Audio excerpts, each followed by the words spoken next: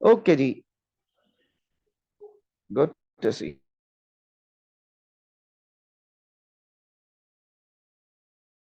Same here, glad to see you both. Let's start the show. Radioactivity ये है भाई कि आपने केमिस्ट्री के अंदर एक पीरियोडिक टेबल पढ़ा है।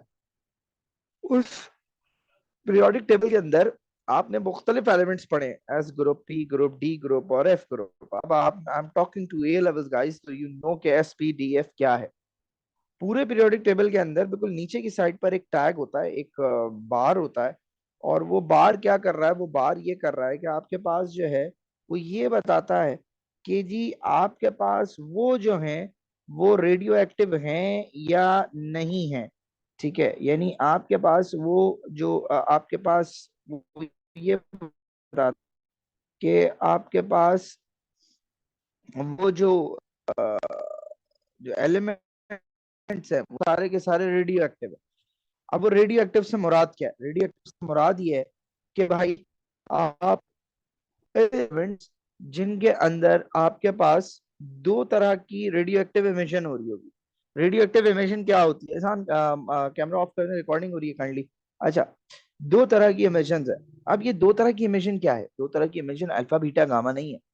दो तरह की इमेजिन ये है कि भाई देखो, रेडियो एक्टिव एलिमेंट से आपके पास कंटिन्यूअसली मटेरियल निकल रहा है। क्यों निकल रहा है? क्योंकि वो नेचुरली अनस्टेबल।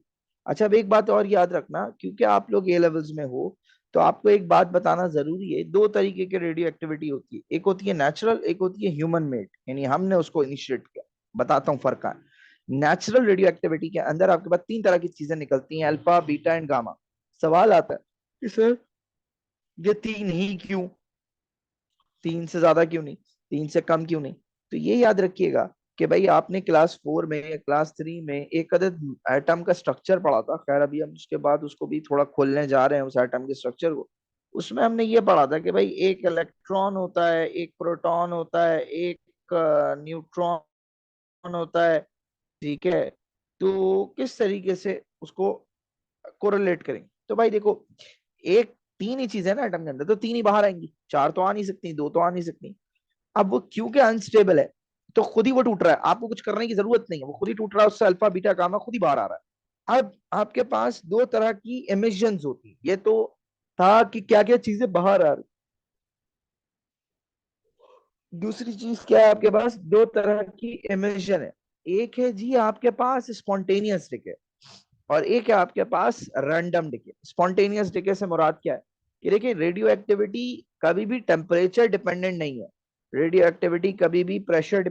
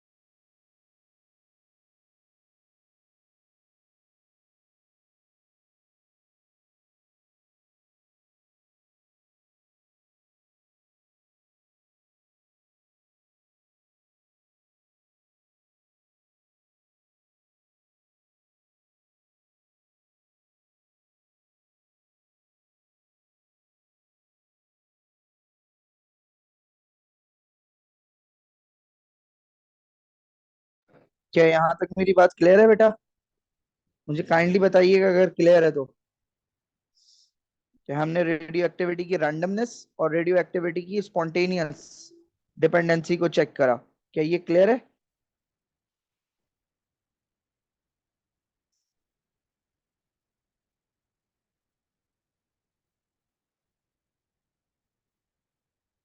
अच्छा, इसके बाद जो अगला पॉइंट है हमारा, वो पॉइंट ये है कि जो रेडियो एक्टिविटी इटसेल्फ जो है, वो आपके पास क्या है कि रेडियो एक्टिविटी आपके पास तीन चीजें हमें डाउट हो रही हैं, अल्फा, बीटा, गामा। अब अगर हम उसके बारे में पढ़ना शुरू करें तो अल्फा जो है वो मेरे पास पॉजिटिवली चार्ज रखती है। अल्फा अलाइक हीलियम न्यूक्लियड है। अब जरा मेरी बात समझिएगा, why I have highlighted this alikeness, के ये अलाइक इतना कैपिटल क्यों है। देखिए, अगर आप ये अलाइक का वर्ड यूज नहीं करते हैं, आप ये कहते हैं कि जी, आपकी स्टेटमेंट कुछ इस तरह का है जी कि alpha particles are positively charged helium nuclide, तो this is incorrect. Alpha helium नहीं है। हीलियम जैसा स्ट्रक्चर, हीलियम जैसे मॉलिक्यूल्स की तादाद, हीलियम जैसे प्रोटॉन्स की तादाद, एंगल का वैल्यू और स्ट्रक्चर और दो चार चीजें अदर पैरामीटर्स, वो हीलियम जैसे हैं, अल्फा हीलियम नहीं है। ये एक बहुत बड़ा डिफरेंस है जिस पर बहुत ज्यादा डिबेट होनी चाहिए और हमारे बच्चे के जहन में ये बात बिठानी चाहिए कि the alpha particles are not helium particles, they resemble helium particles. Number one. Number two, एक अल्फा जब एमिट आउट होता है तो भाई दो प्रोटॉन्स और दो न्यूट्रॉन्स निकलते हैं आपके पास। इसको अल्फा 42 से रिप्रेजेंट करते हैं, या जब आप ओ लेवल्स में थे तो He42 कहा जाता था। अल्फा की हाईएस्ट आयनाइजेशन है, अल्फा की आयनाइजेशन हाईएस्ट है। आयनाइजेशन अल्फा बीटा गामा में सबसे ज्यादा अगर किसी की है तो उसको कहा जाता है जी अल्फा। अब आयनाइजेशन से मुराद क्या है? आयनाइजेशन से मुराद ये है कि भाई आपके पास ये मॉलिक्यूल था, इसको दो हिस्सों में तोड़ दिया। अब वो दो हिस्से क्या हैं, क्या नहीं है, पॉजिटिव है, नेगेटिव है, कैटाइन है, एनाइन है, ये मेरा अभी ताल्लुक नहीं है, आगे जाके आएगा। अभी के लिए मुझे क्या याद रखना है कि भाई अल्फा बीटा गामा तीन रेज में मेरे पास सबसे ज्यादा जिसकी आयनाइजेशन होगी वो होगा मेरे पास मेरा अल्फा पार्टिकल। अब अगर सारी एनर्जी आयनाइजेशन में लगा दी तो आप पेनिट्रेट नहीं कर सकते। पेनिट्रेट का मतलब क्या होता है कि भाई ये जो स्किन है ना मेरी, स्किन के अंदर नहीं जा सकता अल्फा, ठीक है? आप वो स्किन के बाहर ही रहेगा, वो अंदर नहीं जा सकता, थ्रू नहीं कर सकता मुंह।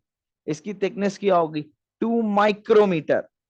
देन पेपर या स्किन को अल्फा क्रॉस नहीं करेगा, पीछे रह जाएगा, बाउंस बैक कर जाएगा, अंदर नहीं जा सकता अल्फा का। अच्छा, यहां तक तो वो प्रॉपर्टीज जो आपको ओ लेवल में पढ़ाएगी, सर फहद कोई नई चीज तो नहीं पढ़ा रहे आप।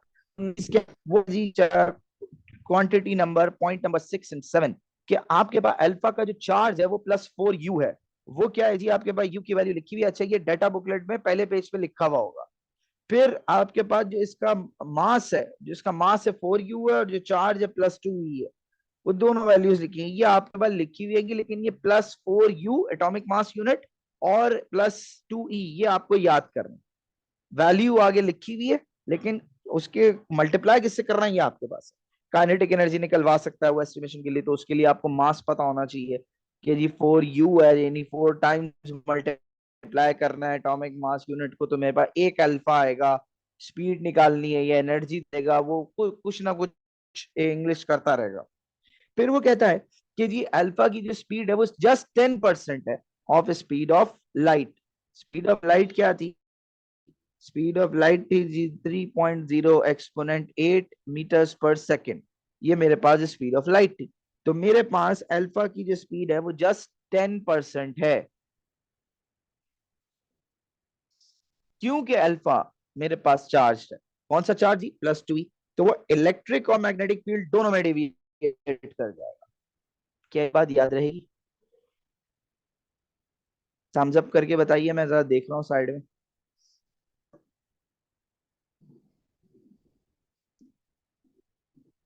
अहमद, अरफा, शाफे, जुहेर, वासे, नूर। ओके। अब आपके पास अगर एक अल्फा डिके, ये वाली इक्वेशन वो है जो आपने ओ में भी पढ़ी है, कोई नई चीज नहीं है। लेकिन ये ग्राफ नया है, ठीक है।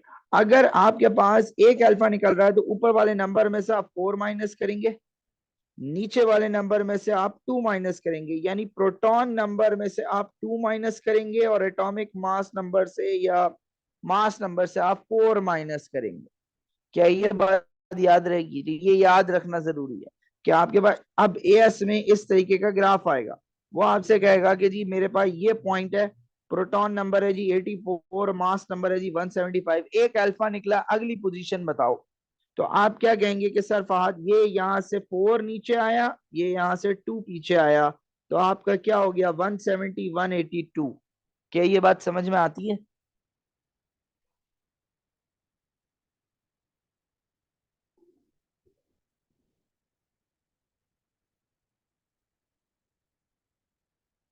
ओके, अच्छा जी, बीटा पार्टिकल। अच्छा, अब यहाँ एक छोटा सा ग्लिच है जो आपको याद रखना।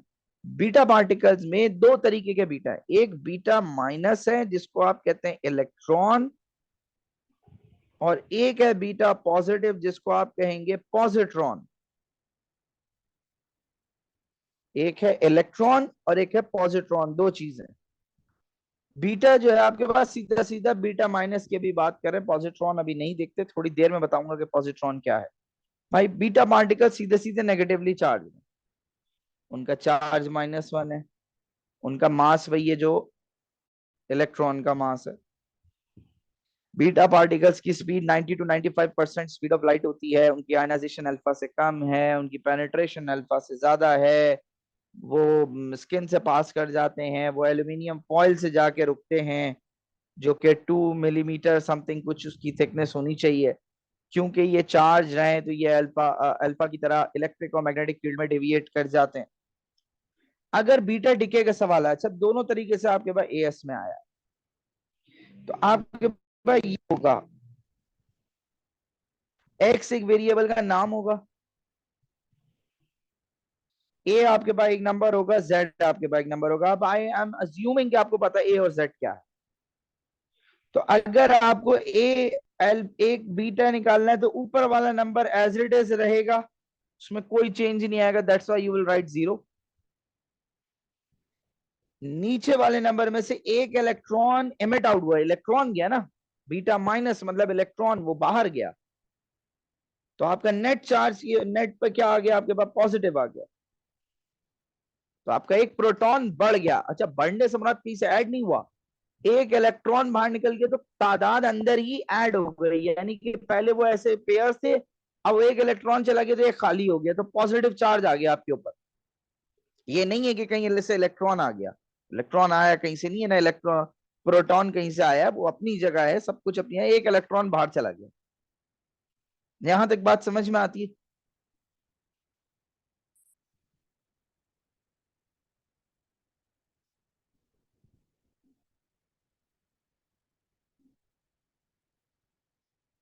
अहमद, अरफा, सुहेर एंड वासे।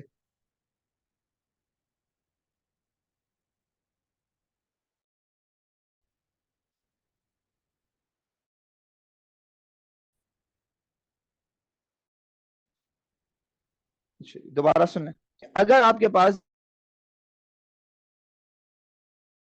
बीटा डिके की बात हो रही है, बीटा माइट चेंज नहीं आएगा, दिस विल बी 0, जो ऊपर वाला नंबर है वो 0 रहेगा।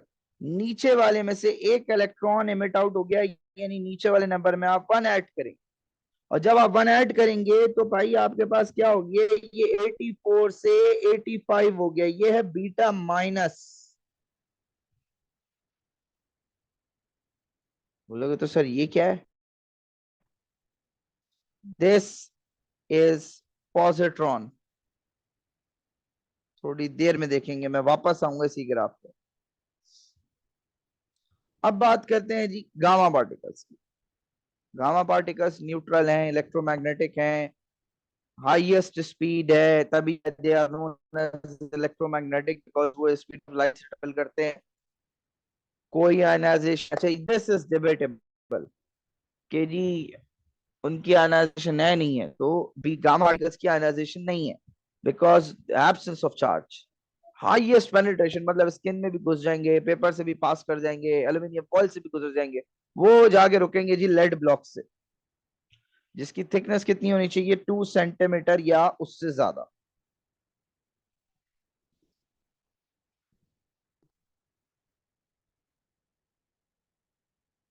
फिर आते हैं जी, क्योंकि गामा के ऊपर कोई चार्ज नहीं है तो तरीके की कोई डेविएशन,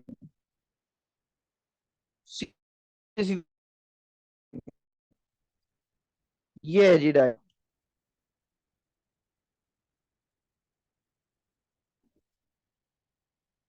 यहाँ ये रहा गामा, ये रहा अल्फा, ये रहा बीटा।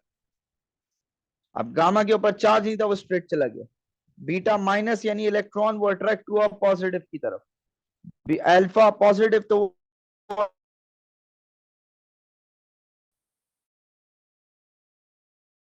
बात समझ में आती है या नहीं?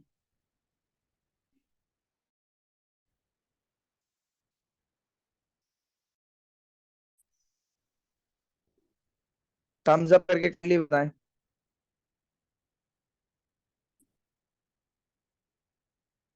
कैटरिंग एक्सपेरिमेंट, हम ये जानना चाहते थे कि हमारा जो गोल्ड का स्ट्रक्चर है न्यूक्लियस का, वो कैसा होता है, न्यूक्लियस का स्ट्रक्चर डिटरमाइन करना।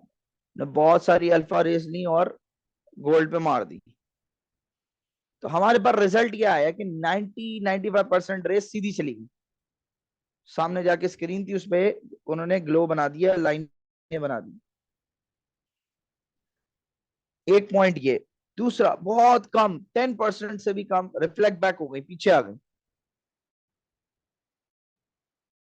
अब इन दो रिजल्ट से दो क्या ऑब्जर्व हुए मुझे, एक कि जब मैंने बहुत सारी अल्फा रेज लेके उस पर मारी गोल्ड न्यूक्लियस पे, तो 95% सीधी चली गई, और सामने जाके जो स्क्रीन थी उस पर उन्होंने ग्लो क्रिएट कर दिया। और कुछ रेस थी जो पीछे की तरफ आ गई, रिफ्लेक्ट बैक कर गई। तो अब इससे पता क्या लगा, सवाल इसका नहीं है, सवाल ये कि पता क्या लगा, अगर अल्फा रेस सीधी चली गई है, इट मींस के भाई मैक्सिमम एरिया आपका खाली था। अगर मैक्सिमम एरिया खाली था तो आपके पास मैक्सिमम रेस सीधी पास कर गई किसी डेविएशन के बगैर। यानी न्यूक्लियस या एटम का ज्यादातर एरिया खाली होता है सीधे चले।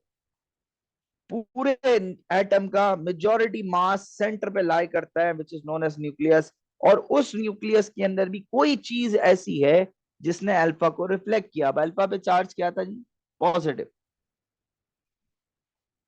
अब अगर पॉजिटिव था तो वो उसके अंदर कोई चीज पॉजिटिव मौजूद थी जिसने इसको रिफ्लेक्ट किया, and that was discovery of proton.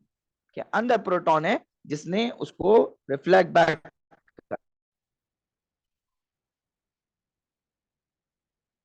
ये कंक्लूजन है जी आपके पास।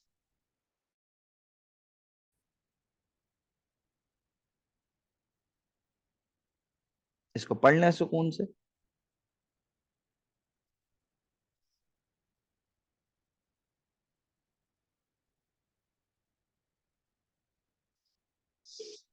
फिर आते हैं जी दो तरह के रिएक्शंस पे।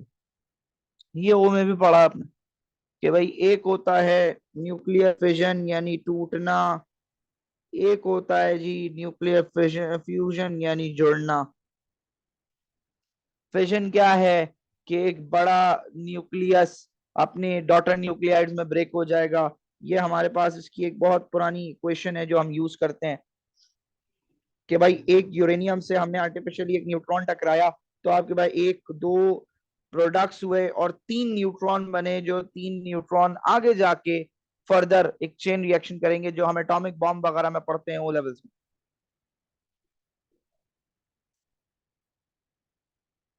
इस तरह के सवालात आपके पास बहुत है पेपर 1, पेपर 2 में भी आए अगर आप ये देखें। तो हमने सिर्फ कोफिशिएंट्स कंपेयर करके आंसर निकाला है, कोई इतनी रॉकेट साइंस चीज नहीं है कि आपको ये समझ में ना आए कि हमने ये जो आंसर एक्स और वाई निकाला ये कहां से। फिर बात करते हैं जी न्यूक्लियर फ्यूजन की। फ्यूजन का मतलब क्या है जी, जब दो छोटे मॉलिक्यूल्स जोड़े और वो एक बड़ा वो बना दे। अच्छा, ये जमीन पे पॉसिबल नहीं है, ये स्टार है। यानी जब आप अभी A2 पढ़ेंगे और आप में से कुछ लोग ओ लेवल्स में पढ़ के आए, तो ये आपने स्टार फॉर्मेशन में पढ़ा। फिर हम बात करते हैं कि भाई आपके पास एक होता है एंटी मैटर। एंटी मैटर क्या है भाई? एंटी मैटर ये है कि वो बिल्कुल सेम मास रखता है। जो मास ऑफ इलेक्ट्रॉन होगा वही मास ऑफ पॉजिट्रॉन होगा। जो मास ऑफ न्यूट्रॉन होगा वही मास ऑफ एंटी न्यूट्रॉन होगा।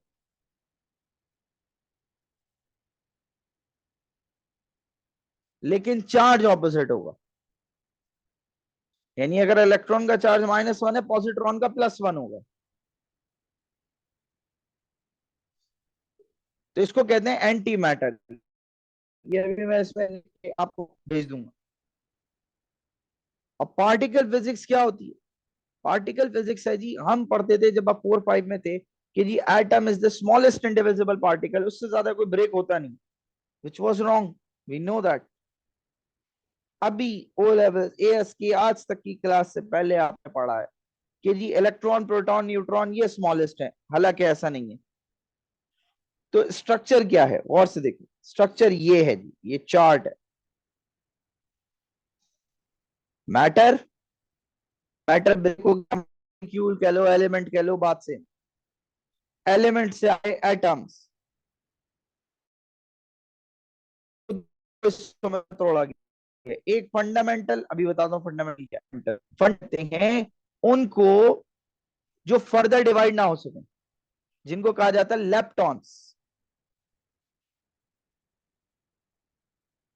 अब लेप्टॉन्स में भी दो तरह के, एक है चार्ज और एक है न्यूट्रल। चार्ज में क्या है? इलेक्ट्रॉन्स और पॉजिट्रॉन। और अनचार्ज यानी न्यूट्रल में क्या है? न्यूट्रिनो और एंटी न्यूट्रिनो। दोबारा सुन लें, लेप्टॉन्स भी दो तरह के, एक चार्ज और एक न्यूट्रल। चार्ज लेप्टॉन्स, इलेक्ट्रॉन्स और पॉजिट्रॉन। न्यूट्रल लेप्टॉन कौन से? न्यूट्रिनो और एंटी न्यूट्रिनो, आगे आएगा भी कराऊंगा। जबकि नॉन फंडामेंटल क्या होंगे? पहली बात यह कि वो तो इंडिविजुअल है नहीं, यानी उनको किसी चीज से बनाया गया है। और वो कहाँ होते हैं? उनको कहा जाता है न्यूक्लियस। न्यूक्लियस के अंदर रहने वाली चीजों को कहा जाता है जी नॉन फंडामेंटल है। यानी न्यूट्रॉन और प्रोटॉन फंडामेंटल नहीं है। वो किससे मिली है? वो जी क्वार्क से बनी। क्वार्क क्या है जी? 6 क्वार्क है। ये है स्मॉलेस्ट इंडिविजिबल। ये आगे फर्दर डिवाइड नहीं हुआ अभी तक के लेवल पे। आगे जब आप किसी अच्छी यूनिवर्सिटी में जाएंगे, क्वांटम फिजिक्स में अगर आप जाते हैं, तो वहां आपको इसके आगे की चीजें सिखाई जाएंगी। अब क्वार्क के कॉम्बिनेशन को कहा जाता है हेड्रॉन। हेड्रॉन दो तरह के, एक बैरियन, मीजॉन। बैरियन कौन सा? जिसमें 3 क्वार्क होंगे। और मीजॉन कौन सा? जिसमें एक क्वार्क होगा और एक एंटी क्वार्क होगा। वो एंटी मैटर वाला सीन, यानी वो दो होंगे। बैरियन में 3 होंगे, मीजॉन में 2 होंगे। मीजॉन के 2 में से एक एंटी क्वार्क का होना मस्ट है, लाजमी है, हो नहीं सकता के बगैर एंटी क्वार्क के। अब बैरियन में कौन सी 2 एग्जांपल? न्यूट्रॉन और प्रोटॉन। और मीजॉन में पाई और फाई आपके सामने लिखा हुआ। सुकून से जरा इस पूरे चार्ट को एक सेकंड देखें, चाहे तो स्क्रीनशॉट ले लें। अहमद, अरफा, जोहेर, वासे, समझ आया? थम्स अप कर दें ताकि मैं आगे बढ़ूं।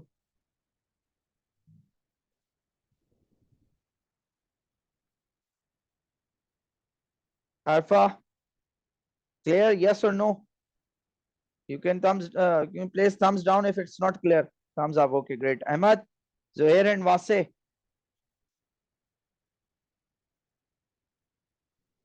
Great. Okay, now भाईजान ये याद करना, ये किसी भी तरीके से याद करना है, मैं इसका कुछ भी नहीं कर सकता। Up, down, top, bottom, charm, strange, ये 6 नाम, इनके चार्जेस, इनके symbol, I am sorry but याद करना है। कोई लॉजिक नहीं है, कोई तुक्का नहीं है। जी अहमद, लिखा हुआ नहीं होता।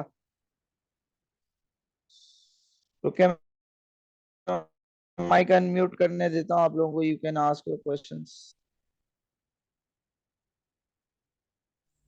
अस्सलाम वालेकुम सर। सर इसमें जो ये पाई और फाई जो है, सर ये हमारे सिलेबस का पार्ट है।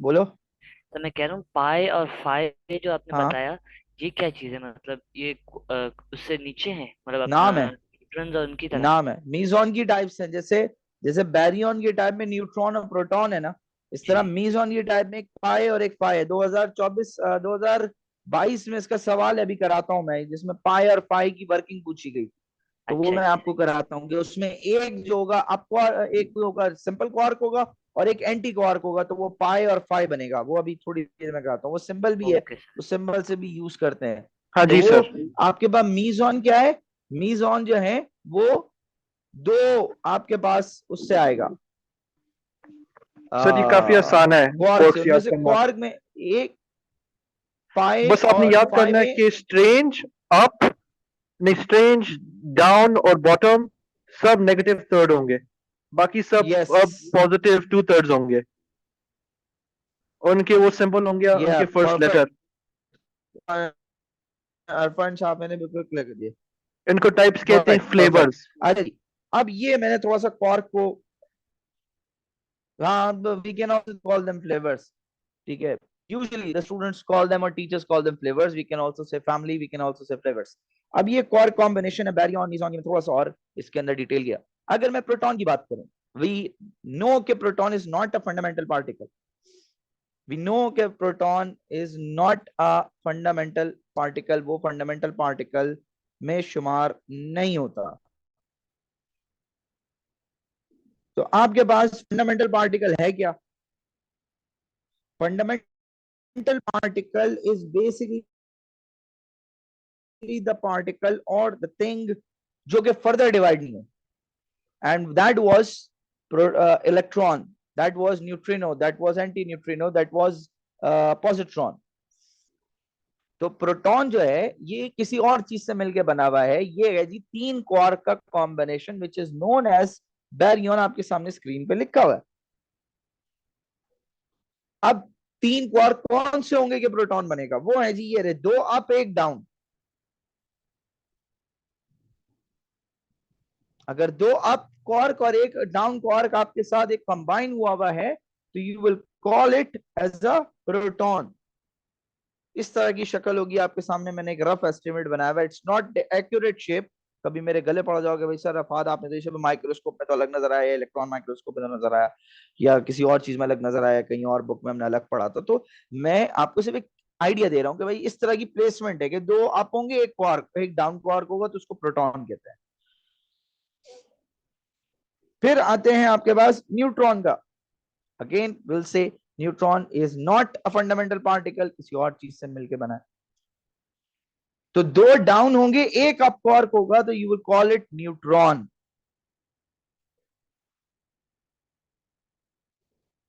न्यूट्रॉन का नेट चार्ज निकालने को आ सकता है, ये सामने आपके हुआ हुआ है कि दो -1/3 ऐड होंगे तो -2/3 और +2 दिल cancel out, the net charge will be 0। जबकि अगर हम बात करें लेप्टॉन फैमिली की, तो भाई दो तरह के, मैं ऊपर बोल के आया कि भाई एक चार्ज लेप्टॉन होंगे एक न्यूट्रल होंगे। चार्ज में इलेक्ट्रॉन और पॉजिट्रॉन, न्यूट्रल में इलेक्ट्रॉन न्यूट्रिनो और एंटी न्यूट्रिनो। अब इनकी प्रोडक्शन कैसे होती है? जब हम एक आर्टिफिशियल, ये याद रखिएगा, इट्स नॉट, देखो मैंने शुरू में क्या कहा, रेडियो एक्टिविटी दो तरह के प्रोसेस, एक नेचुरल एक ह्यूमन मेड। एक आर्टिफिशियल प्रोसेस के थ्रू हम अगर एक न्यूट्रॉन को प्रोटॉन में तोड़ें, what we are trying to do is to convert a neutron to proton, तो उसके बाय प्रोडक्ट्स में आपके पास न्यूट्रिनो आता है, एंटी न्यूट्रिनो आता है। What we are trying to do is we are trying to convert a neutron into proton, that too artificially. And what are the terms of artificial theory? ये अभी आपके course के दायरे car में नहीं। तो हम क्या कर रहे होते हैं, हम एक डाउन क्वार्क को अप क्वार्क में कन्वर्ट कर रहे होते हैं। तो हमारे पास एक लिखता है, निकलता है जी बीटा, और दूसरा निकलता है जी एंटी न्यूट्रिनो। क्या यहां तक क्लियर है? अमशा, हुरिया, सुहेर, वासे। दोबारा सुन लीजिए, जब आपको ये सवाल आता है कि भाई एंटी न्यूट्रिनो कब डेवलप होगा, कब निकलेगा, तो आप क्या कहेंगे? आप कहेंगे कि जब एक न्यूट्रॉन कन्वर्ट होगा प्रोटॉन में, नेचुरली की बात नहीं है, आर्टिफिशियली, उस वक्त आपके पास एक बीटा माइनस यानी कि बीटा पार्टिकल एमिट आउट होगा और एक एंटी न्यूट्रिनो आएगा। क्यों हो रहा है? क्योंकि आप एक डाउन क्वार्क कन्वर्ट कर रहे हो अप क्वार्क में, अगेन बोल रहा हूं आर्टिफिशियली। तो न्यूट्रिनो कहां बनेगा? ये राजी न्यूट्रिनो, जिसको हम पॉजिट्रॉन कहते हैं। आपके पास आर्टिफिशियली रेडियो एक्टिव डिके होगा जिसमें एक प्रोटॉन को आप कन्वर्ट करेंगे न्यूट्रॉन में by converting an up quark to a down quark, तो आपके पास पॉजिट्रॉन बनेगा। ये राजी, क्या यहां तक बात समझ में आती है?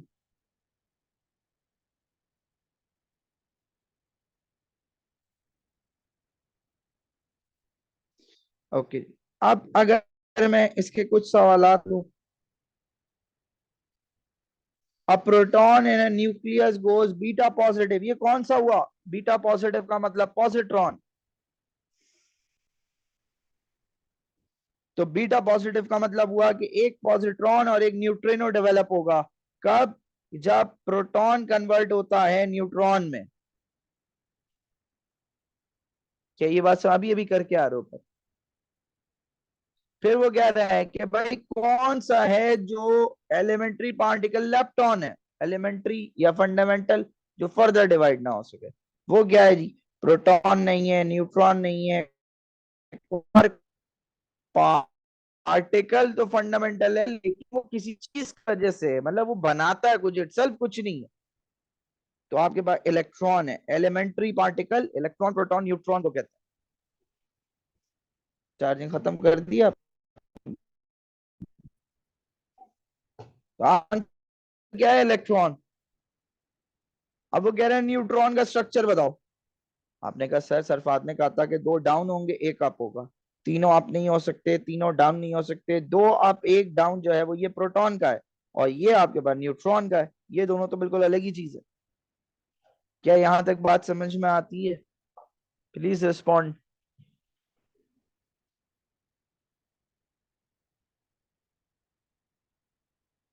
थम्स अप कर दें ताकि मैं आज की क्लास एंड वाइंड अप करूं और फिर आप लोग क्वेश्चंस बुक 5 में सॉल्व करें and then let me know if there is any query. तो बस आज की क्लास यहीं तक रखते हैं, उसके बाद आगे कंटिन्यू करेंगे। आई होप ये समझ आ गया होगा। रेडियो एक्टिविटी सबसे शॉर्टेस्ट वे में ये था। ठीक है जी, अस्सलाम वालेकुम।